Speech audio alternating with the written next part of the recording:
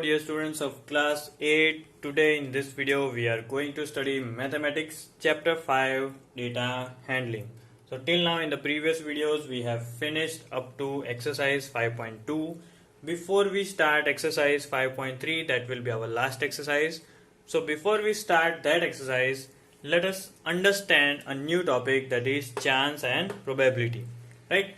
Now before we start doing the numericals, let us understand few important points.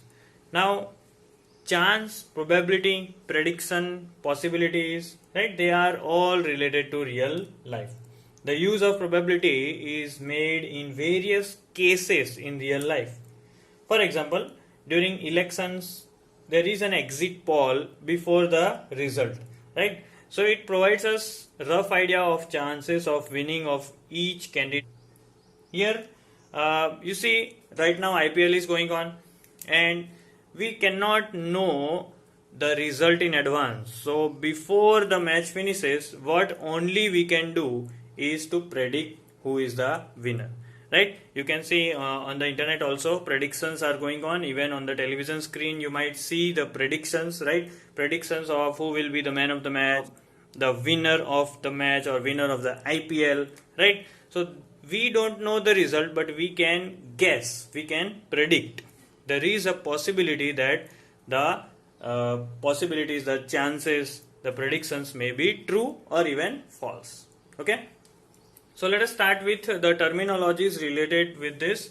Random experiment, any event whose outcome cannot be predicted, and one having more than one outcomes, it can be said as random experiment. For example, you see these examples, tossing a coin, it can be a random experiment. Why? Because we don't know which side will come.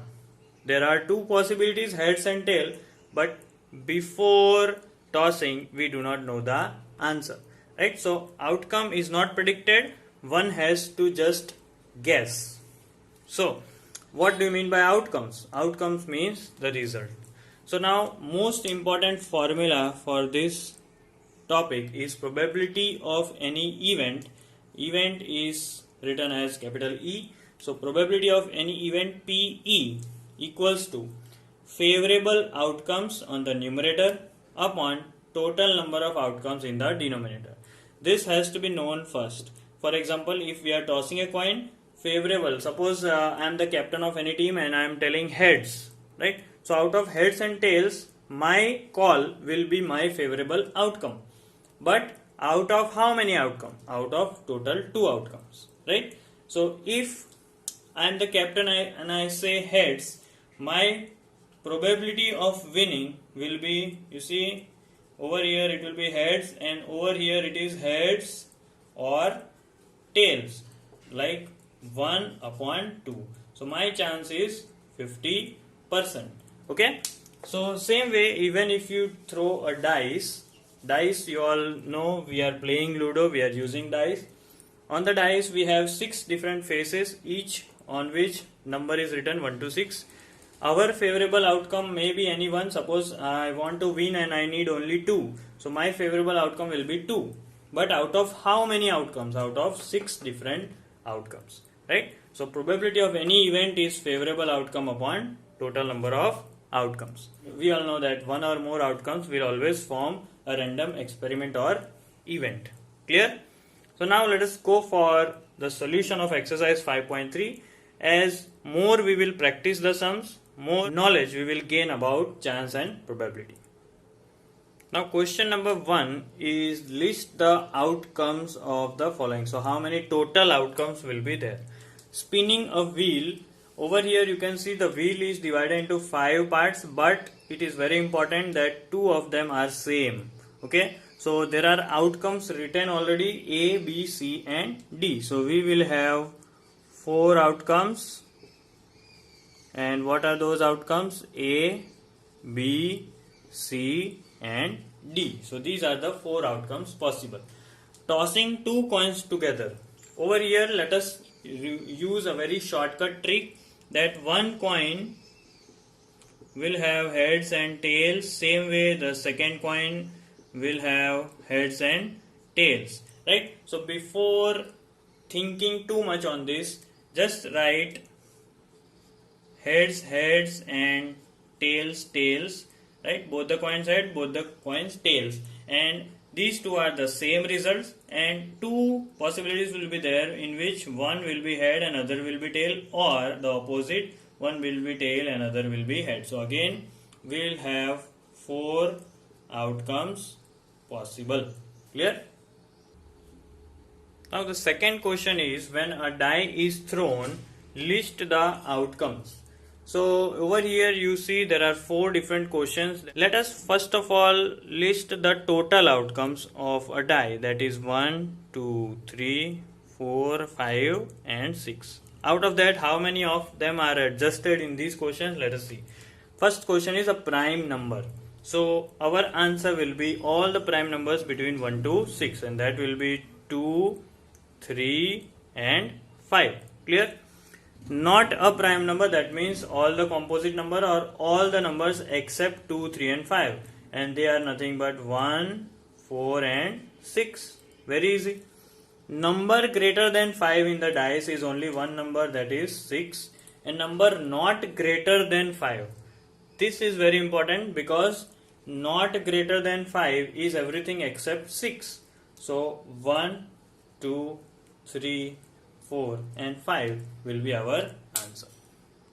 Now we have question number 3, in which there are another 3 questions and we have to find out the probability. So by this question we are going to use the formula. First question is pointer stopping on D in question 1A. So in question 1A, remember you had a figure and the pointer, and our favorable outcome will be D. What do we want?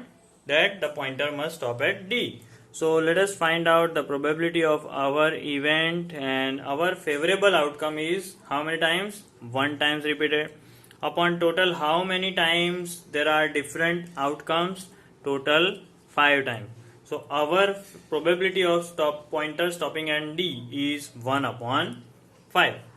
Now next question is getting ace from shuffled deck of 52 cards. Now all of you are familiar with deck of 52 cards, right?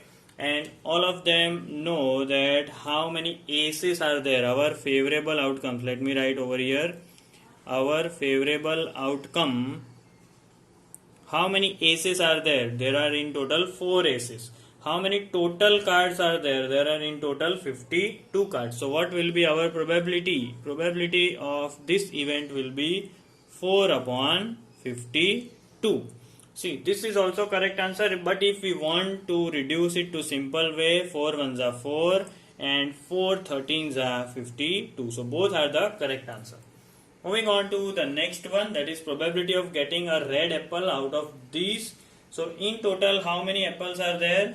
See, let us count. Red apples, how many are there? 1, 2, 3 and 4. Our favorable outcome. This is our favorable outcome.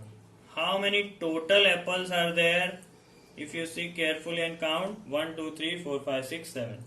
So what will be the probability of the event of getting a red apple randomly? So that is 4 upon 7. So 4 upon 7 is the probability of getting a red apple from these total, right? P of E is 4 upon 7. Now moving on to the next question. Next question is question number 4, and in that what is there? 1 to 10 numbers are written in 10 different slips, each in 1. They are kept in a box and mixed well, so we don't know the random arrangement. One slip is chosen at the random. What is the probability of getting a number 6, getting number less than 6, greater than 6 and 1 digit number?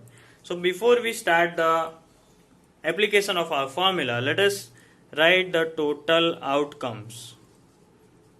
All the total outcomes I am writing, that is 1, 2, 3, 4, 5, 6, 7, 8, 9 and 10. Okay. Now getting a number 6. What is our favorable outcome in this? Only one favorable outcome is there. So that is only 1 time 6 can occur. Out of how much? Out of 10. So probability of getting a number 6 is 1 upon 10. Clear?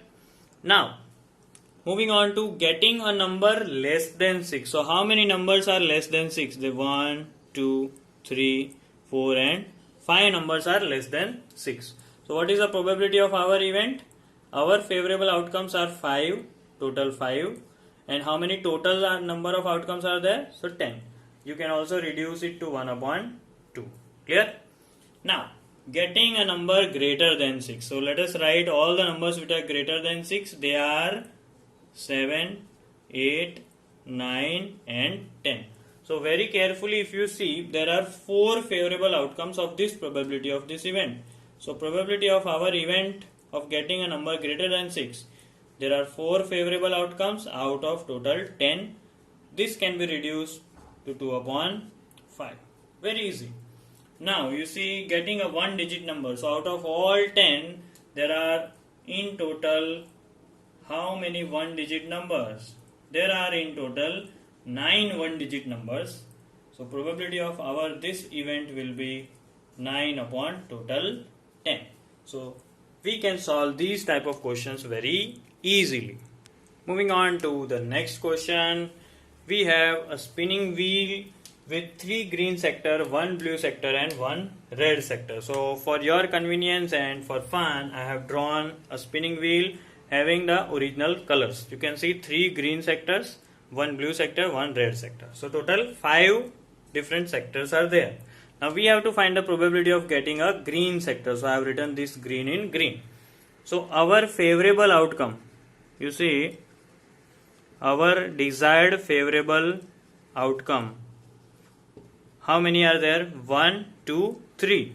So total 3 desirable outcomes are there. And how many total outcomes are there? Total outcomes are 5. 1, 2, 3, 4, 5. So what will be the probability of our event of getting a green sector? It will be 3 upon 5. Clear? Very easy. Now here you see, getting a non-blue sector. So I have written all the non-blue with this color. That means green and red. Okay, this one is not to be counted. So our favorable outcomes will be 1 red plus 3 green. That means how much? 4. And total we already know how many are total outcomes. So total outcomes are 5. So what is the probability of getting a non-blue sector? That is 4 upon 5. So this will be our on to the last question, that is find probabilities of events which are given in question number 2. So over here you see, let us review the question number 2. A die was thrown, and if a die is thrown, total probabilities or total outcomes are 1 to 6. In that we have to find out the probability of getting a prime number. So let us list out all the prime numbers that were 2, 3 and 5. So how many favorable outcomes? There are total 3 favorable outcomes. So probability of event in which we are getting a prime number is 3 upon 6. That is also written as 1 upon 2. Clear? Now, not a prime number, again they were 1, 4 and 6. So probability of these events were total 3, favorable 3 and total 6. That is 1 upon 2. Number greater than 5 was only 6. So its probability is 1 upon 6. And number not greater than 5 were 1, 2, 3, 4 and 5. So total 5 favorable outcomes. So probability of this event is 5 upon 6. So this is how we have solved all the questions of exercise 5.3 that were related to chance and probability. Now this is the end of this video and the chapter also. So we will meet again in the next chapter. Thank you.